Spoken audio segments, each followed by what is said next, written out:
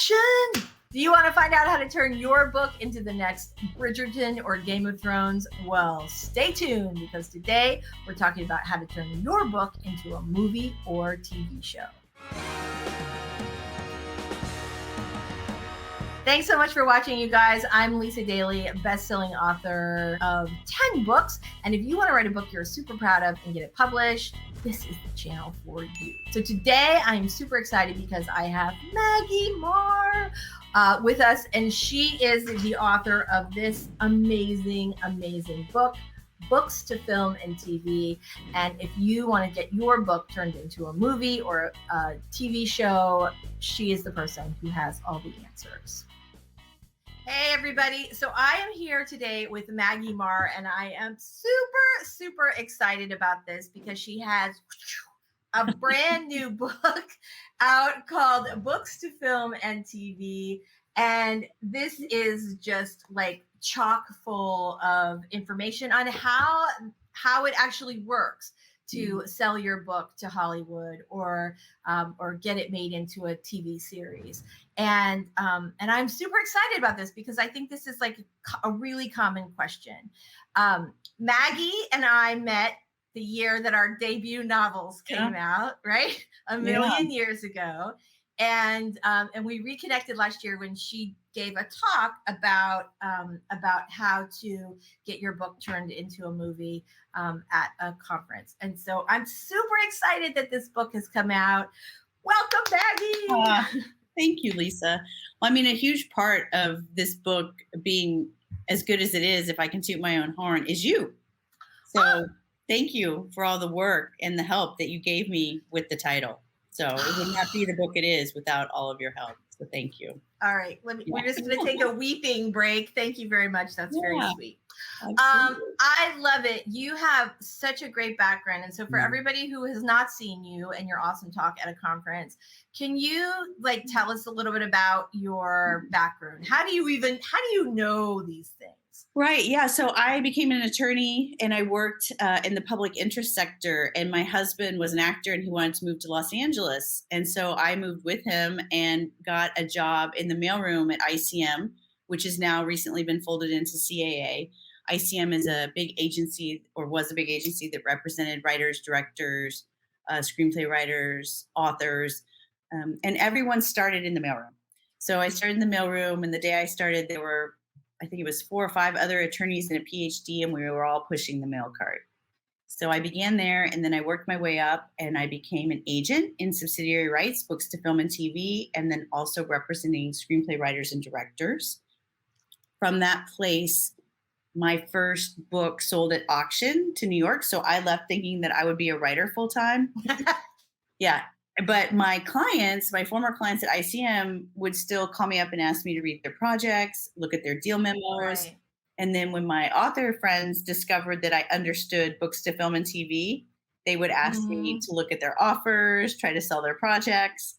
So it was my husband who pointed out to me that, you know, if you're negotiating deals and selling projects 5 hours a day and writing an hour a day, you have an entertainment law firm and a literary management firm. And he was absolutely right. Yes. So that's my background. When I worked at ICM, I got to work on a lot of great projects. I worked on Bridget Jones' Diary, Underworld, Game of Thrones, He's Just Not That Into You, Lord of the Rings. There were a lot of great projects that I got to be a part of. And then since I've created my entertainment law firm and literary rights management company, we've negotiated deals with Netflix, Warner Brothers, HBO Max, Sony, MGM, which is now part of Amazon. We've got a deal going with Amazon right now. I think just about every distributor that there is. Yeah. That is so phenomenal. Yeah. I mean, it's really incredible. You really just had like a spectacular and amazing career. And the other thing too is like you sort of like, you know, kind of like, oh, and I wrote a book, but you've written many, many books, right? Yeah. Like I think 20? Over 25 at this 25. Point. Close to 25. And you're a USA Today bestseller, right? Yeah. So you're kind of good at everything you do, I think is pretty much You're it. very kind. I don't know that I am. I think my family would argue against that. What would they say you're worst? What are you worst at? I have to know this. What are you I worst am at? not very good at cleaning. That is an Not very overrated good. skill, and you can pay Yeah, people to do not it very for good you. at cleaning. Yeah. So Yeah. for sure. And I'm also sometimes I think I want to do everything. I want to try everything. I Mhm. think that could be a little bit of an overextension. So I've had to work really hard this past year at delegation and bringing people in to be helpful. Oh, that's great. That is Yeah. really great. I think that I suffer from the same thing. I have always had a really full life, and Mhm. I've had some like incredibly amazing experiences, but Mhm. also it's a really easy to get overtaxed when you're Mhm. doing that. So since you are out in the Hollywood Yeah. world, let's have a little excitement here. What are the kinds of books that you see selling a ton of right now? Well, it's really interesting because that shifts and changes based on what the buyers are looking for. I did just have a conversation with a pretty well known distributor, and they were pivoting hard away from their desire for thrillers and dramas and more into we would like something light. We want rom coms. We want things that will make people laugh. Now, that's one distributor out of many, Right. but in the landscape, I think it's not unusual to see material that is funny doing well. So, That's good. All right. As a mhm. rom-com writer, that actually makes me super, super Right. happy. So, how do you, as an author, Mhm.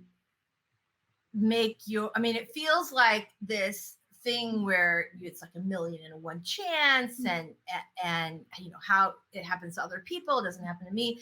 How Mhm. can you make your book as appealing to Hollywood as possible? And I'm not talking about like Mhm. writing to market. I'm talking about the book that you already have or that you're working on now.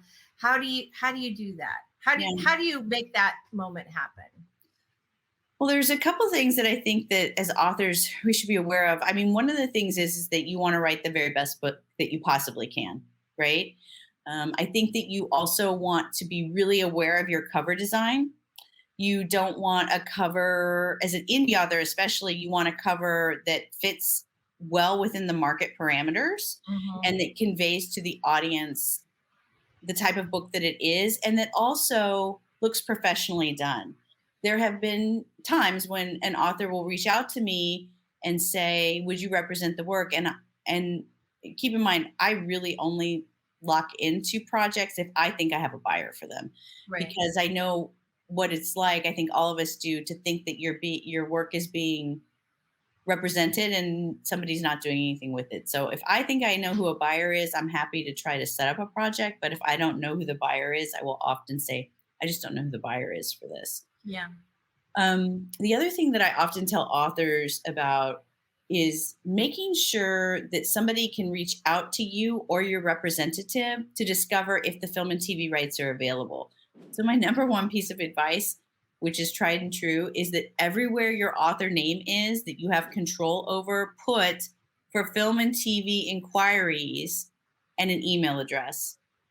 I think Right? this is such a simple Yeah. piece of advice, and yet it's so powerful. When I Mhm. think about doing PR, a lot of times the people who get media coverage are the ones who remove as many barriers as they Mhm. possibly can. And Mhm. if you are already putting it out there that film and TV rights are available, and here's how you Mhm. contact me if you're interested, you've just saved that person maybe 5 minutes, maybe a half an hour. And it feels like the more barriers that you can remove, the better that is. Well, oftentimes, so top five New York Times books aside, Mm-hmm. most of the time, the way a lot of titles get discovered is that production companies have development executives, and development executives are looking for material that fits what their slate needs. And Mm-hmm. so they do a lot of scrolling like we do, or it's word of mouth. They might ask a friend or a family member, "Have you read something like this? What do you love?"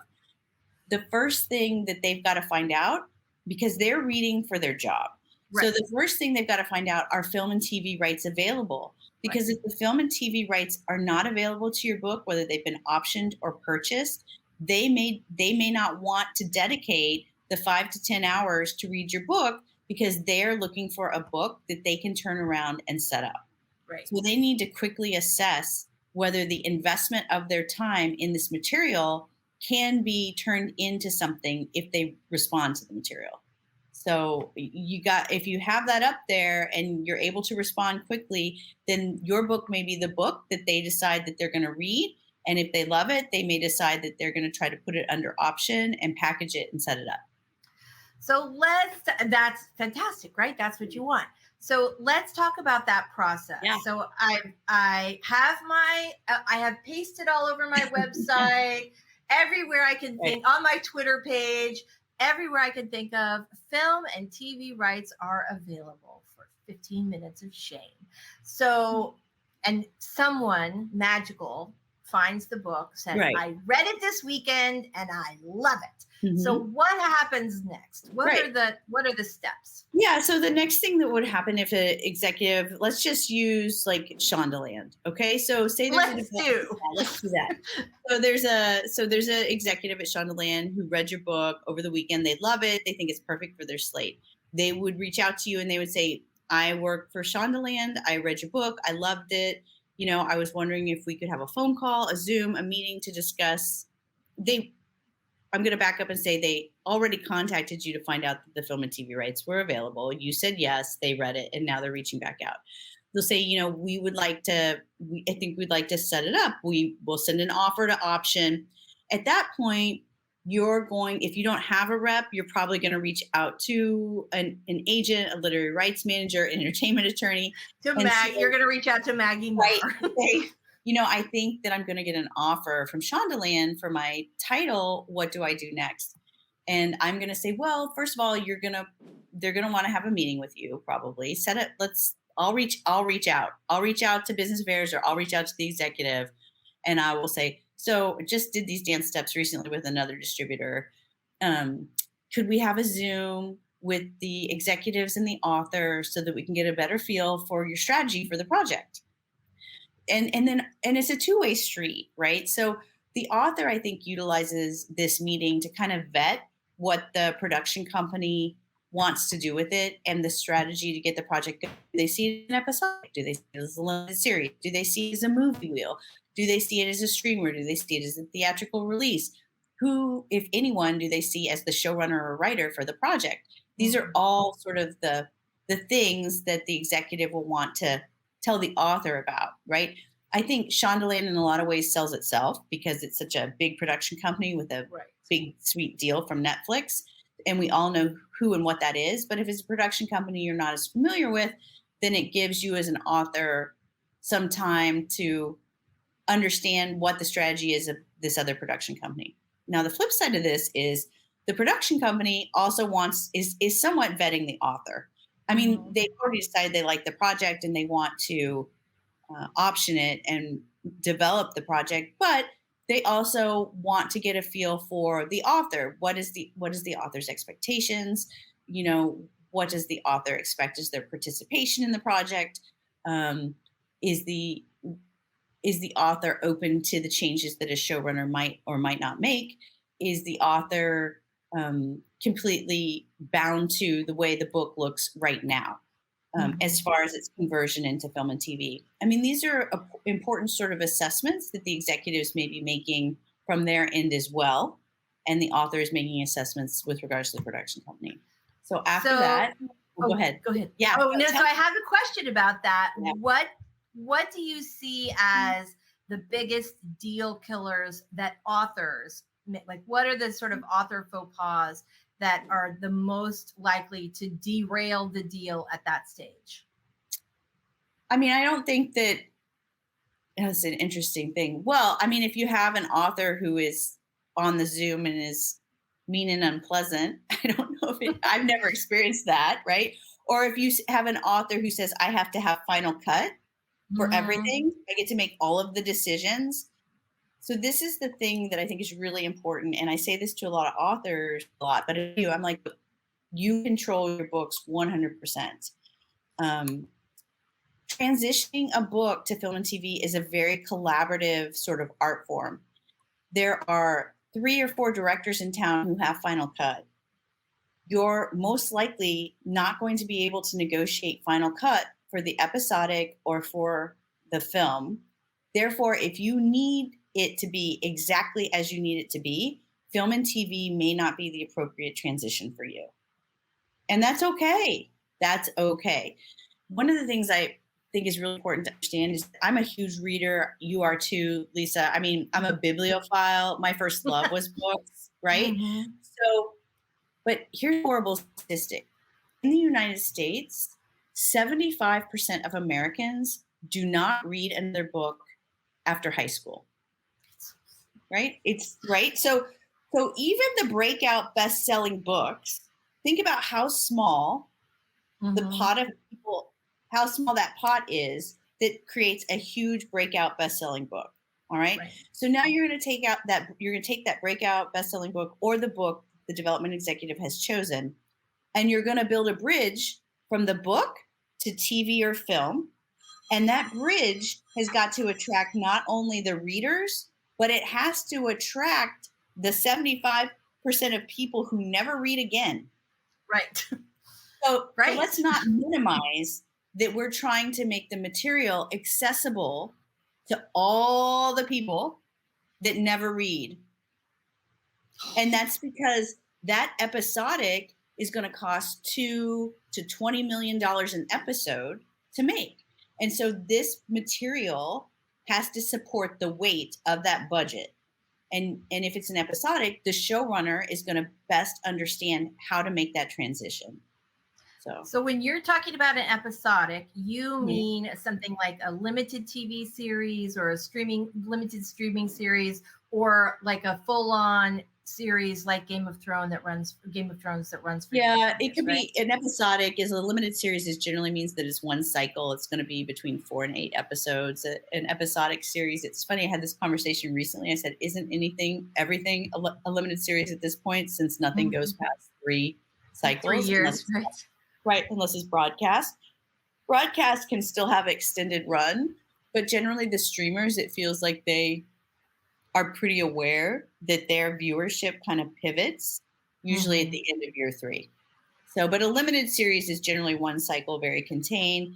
Episodic would be a series, whether it's broadcast or streaming, that is meant to be open-ended. And then a movie wheel, you see that on streamers sometimes. I think Enola Holmes is meant to be a movie wheel, meaning that they're doing 90-minute increments. So it feels it's a movie every single time, but it's not going to be a theatrical release. Got it. So much information. That is amazing. Okay, so let's say we're back to our meeting. Yep. You love Shonda. Shonda loves you. What happens next? Yeah, so then the next thing is that the executives at Shondaland will ping or email their business affairs, and the business affairs means attorney or someone who negotiates the deals. And then business affairs will reach out to your representative. Let's just use me as an example. They'll send an offer that is an offer to option and purchase the underlying rights to the intellectual property, right? So then at that point, when the offer is in, I reach out to my client and I say, this is the offer. This is what they're saying. The offer will generally, 9 times out of 10, it will have 2 option periods, right? They'll often ask for an 18-month period of time with an option amount, and then an additional 18-month period of time with an option amount. And then they will have the purchase price that they want to pay. I'll go over that with my client, and then I will say to them, look, I understand what they're offering, but I also understand what they've paid in their last few deals. So it's my job to go back and try to get you the best deal possible, right? So then I counter offer. I want to take the option period and I want to reduce it as much as I can. I feel like I got to say 12 months is the sweet spot for me. 6 months is better, but 12 months is the sweet spot. A lot of production companies are really sticking and holding fast to needing the 18 and the 18. And it's an author-driven decision. So, and then the option fee that is paid for that amount of time is negotiated. I try to push it up higher. The second option fee is negotiated. I often will request that the second option will kick in upon the writer's written agreement or the writer's written acceptance. They generally in the marketplace are automatic. But it's always great to allow the author to step out of it if they want, because sometimes they feel like maybe their project is not moving forward Right. with the production company. And then the purchase price we'll try to push upward. We'll also get into credits, bonuses, fees, how much of a royalty you'll get on an episodic, what you'll get on prequels, sequels, remakes, and spinoffs. Those things will all be addressed. Whether or not you're going to be get any sort of production credit, whether it's on the theatrical or the episodic, what that looks like, if you'll get a fee for that credit. And then, we can also get into this idea of whether or not the writer wants to write or try to write on the show. Right. So let's talk about that. Can Mm. we do a quick sidebar? Yeah. Because I remember from the book and also from your talk at the conference that people often feel like if they offer to write the screenplay, that's going to be like a sweetener for the deal. Is that true? I think it depends. Is the right sort of response. So if you have a book and a producer picks it up and Aaron Sorkin wants to do the adaptation, you writing the script is not going to be a benefit to the project. Aaron Sorkin, unless you're Neil Gaiman, right?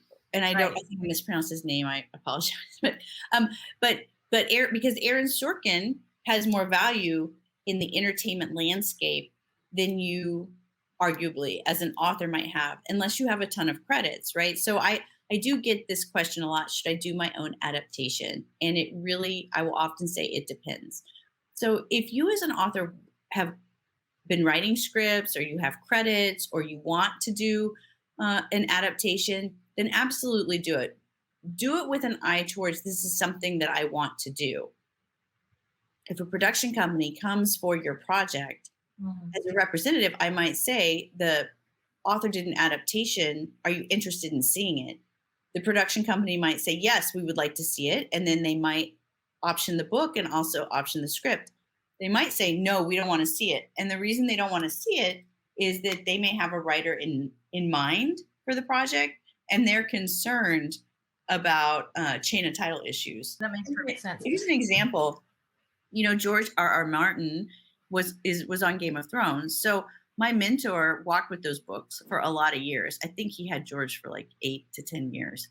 And it was before the CGI was as accessible as it is now. And it was before distributors were doing big episodics, right?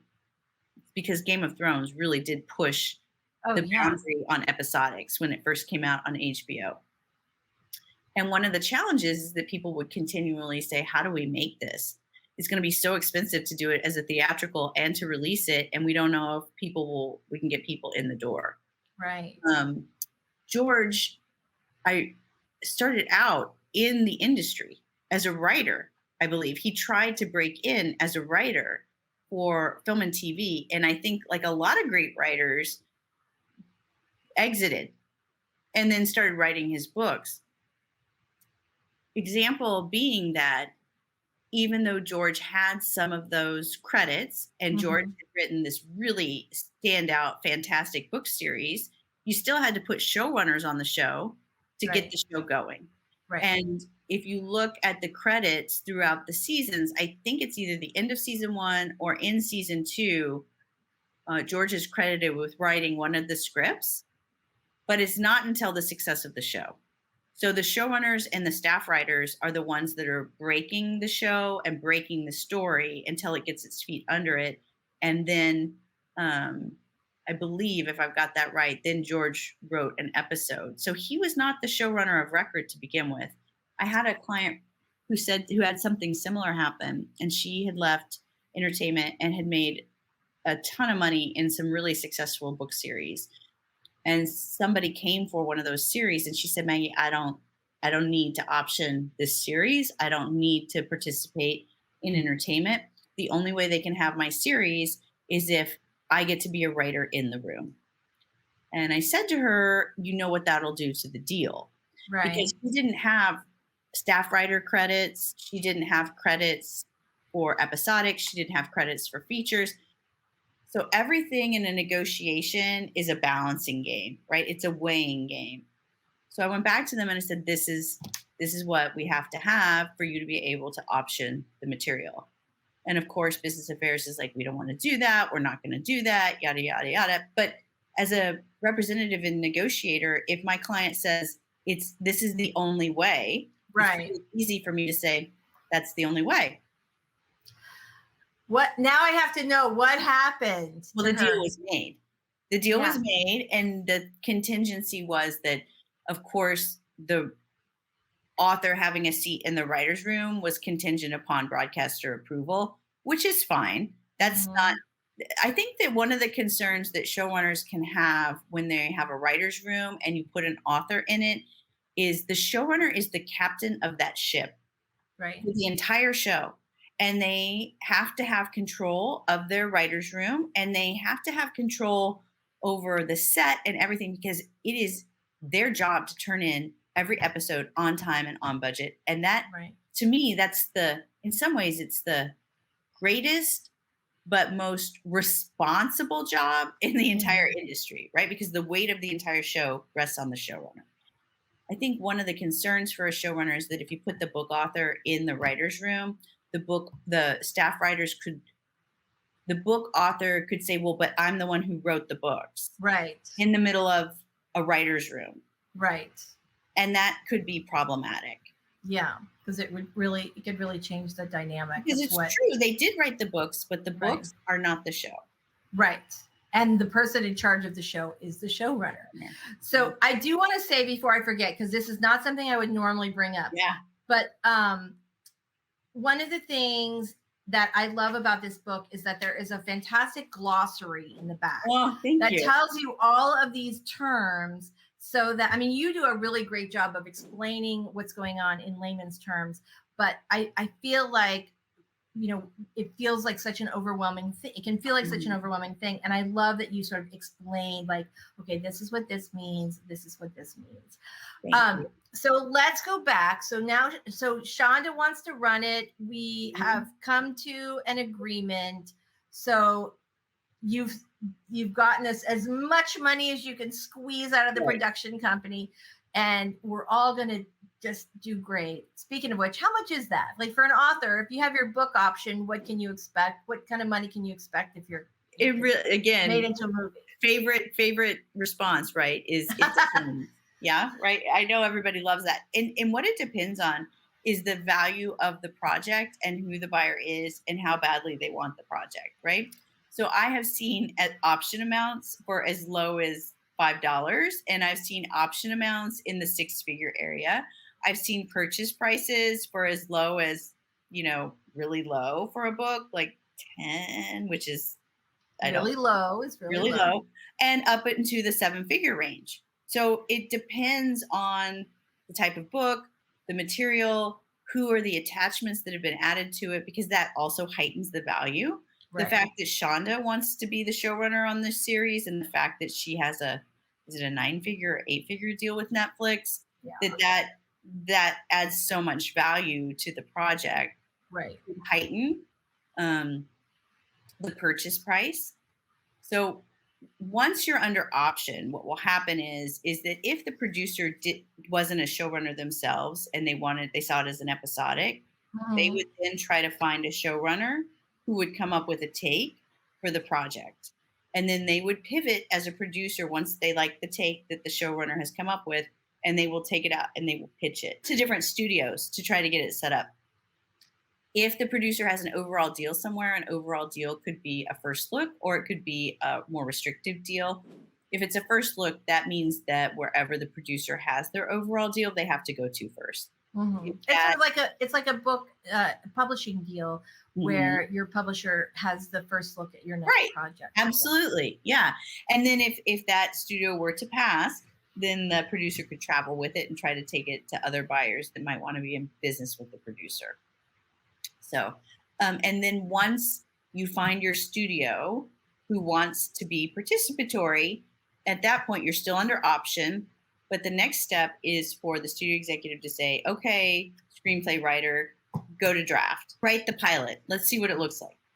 I just had this happen with a project at a studio, and I've never had this part happen where the pilot came in and the studio executive actually had like no notes, was like, this is fantastic. We love it. We have two little things. Like I've never seen that. It's like getting an editorial letter back from an editor at a trad house saying it's perfect the way it is.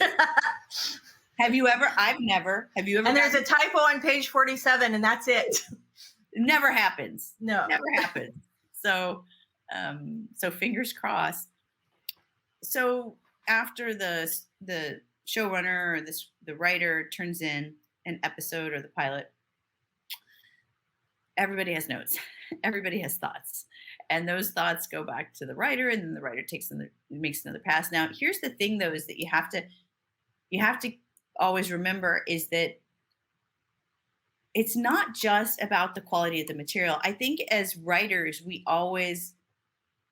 quality of the material is so important to us. Right. And it is about the quality of the material, but it's also about what does that studio or distributor already have on their slate? What are the pieces where are the holes, so to speak? And this is the same with publishing. We all know that editors will buy to try to fill the holes that they see in their slate. Same. Yeah. Mm-hmm. Mm-hmm. So when things kind of get shelved or things get put into turnaround or things don't proceed, it's not usually because of the quality of the material. It's about the timing, and we can't control timing. I just was talking to this manager who's been around. He's second generation Hollywood, and he's been around since he was a kid, right? And he's been a manager for 40 years, 30 years. And he said we share a client, and he said to them, he goes, look, one of the things that you have to acknowledge is that there's a little bit of luck. There's a little bit of luck that goes with it, right? Like There's a timing component that goes with it. And I absolutely, the longer I do this, the more I believe that. I think that's true too sometimes for books as well, right? Sometimes you've been writing your werewolf romances for a really long time, and something happens or breaks, and suddenly the entire world wants werewolf romances, and lucky you have a backlist of 19 books or whatever it happens to be. Mm-hmm. There definitely is some timing. I mean, for us, I think your first book, first novel, Hollywood Girls Club, which I love. Yeah. I still have. I don't think it's not in here, but it's in my other room. I have a signed copy of that book because we met. I think we changed. Yeah. So when that book first came out, that's the same year that my first novel came out. And that was also the year that the buyer from Barnes and Noble's declared that chick lit was dead. And, I didn't know that part. Yeah. I just knew that it was the housing crash. Right. There was a strike in Hollywood. Oh, and right. I was like, oh, nobody wants to read about like women with their expensive bags when they're losing their houses. I'm like, the timing is really off. Oh, it was terrible. So I had a deal. 15 Minutes got optioned by Steven Sesko, of all people. Mm-hmm. And we met. He loved it. They had actors and actresses in mind. He had a deal, as I recall. Mm-hmm. And then the Writers Guild strike happened. Mm-hmm. And it was and it went on for a long time. And then he had stuff that he was getting paid for with the studios that was paused and then restarted. And then by the time, things kind of got rolling again, like the option was out and, it was, So it was timing. Like I went from like having a screenwriter who had like a lot of juice at the time and a deal and was super excited to produce this film to like, nothing.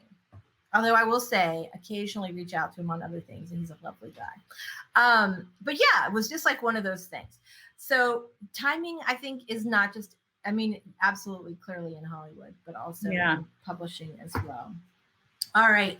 Well, this is phenomenal. I have to just say, I think every single author should own a copy of this book. Oh, thank you. You're welcome. I mean, it's a phenomenal book. You know so much about this topic, and you have so much experience with bringing books to film and bringing books to television. And so all of you guys should run out and buy this book right away. It's absolutely fantastic. I absolutely love it. So I'm super excited because one of the things that you talk about in the book and that you are giving away for free is an indie author checklist. So, which is going to help you to put your book in the best possible light to be made into a film or a TV show, or like we like to say in the biz, episodic. I say that I'm not in the biz at all, as you already know. But I love that. I'm super excited about it. So I'm going to put a link down below to the indie author checklist. So thank you so much for providing that. And I heard that you are going to be teaching a class on how to get your book turned into a film or TV project. So can you tell us a little bit about that? And is there some place I can put a link for more information? Absolutely. We're going to do a books to film and TV class. And we have a sign up for the next cohort. We'll be using Circle as our interface. Awesome. The goal is to give an overview of this transition from your book into the film and TV space. And then we're also going to invite a number of film and TV executives to come and speak and give their thoughts on what is marketable, how they find their materials. So if you want to sign up for the next cohort, I'll send you a link, Lisa, and you can drop it below. I'll post it below. So if you guys are watching this, that link is right there in the description right now, and you definitely want to check it out. I am definitely going to be on the waiting list for that one. That is fantastic. Maggie, I cannot thank you enough for this amazing book. Like, so fantastic. Like, such great information in there. Thank you. You've got sample contracts in there. You've got like all of the steps from, hey, I might be interested in your book, to the red carpet. Like you are such a wealth of knowledge. So I cannot thank you enough for this awesome book and for being here today. You are fantastic. Thank you so much for having me. It's so nice of you. I really enjoyed our time together. Thank you. Me too. All right. Thanks so much. That is the dream, isn't it? Turning your book into a massively popular TV show or film and getting to hang out on the red carpet. I love Maggie. I think she's put so much great information into this book, and I thank her for being here with us today. Thanks so much for being here today. If you want to write a book you're super proud of and get it published, go ahead and hit that subscribe button, because we got a lot of great new videos coming out, and I don't want you to miss a thing. Speaking of videos, you definitely want to check out that one.